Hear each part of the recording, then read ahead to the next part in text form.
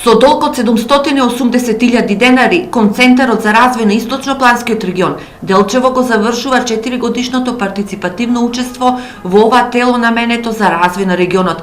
На последната седница на Советот на ИПР во овој состав, сепак освен за задоволството од соработката, се потенцираа и должниците кон ИПР. Обврски послов на тековно работење остана единствено од општина Делчево, кој што ги нема измирено обврските од 2013 година половина и наваму, значи до 2016 немат уплатено ништо за тековно работење. Во однос пак на останатите општини се на нула. За 2016 година дел од општините се уште имаат неизмирено обврски, тоа се 4 општини, и имаме обврски од општини кои што кофинансираат проекти.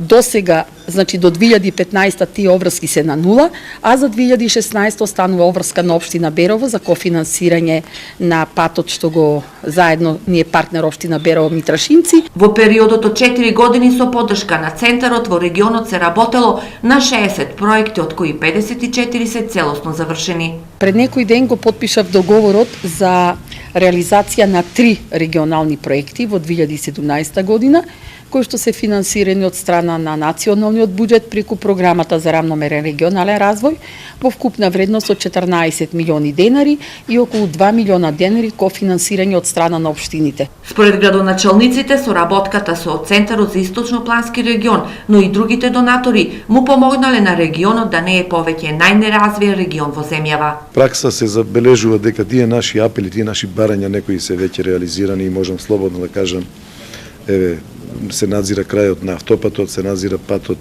се надзира почетокот на работата на магистралниот пат Три Чешми Кочани.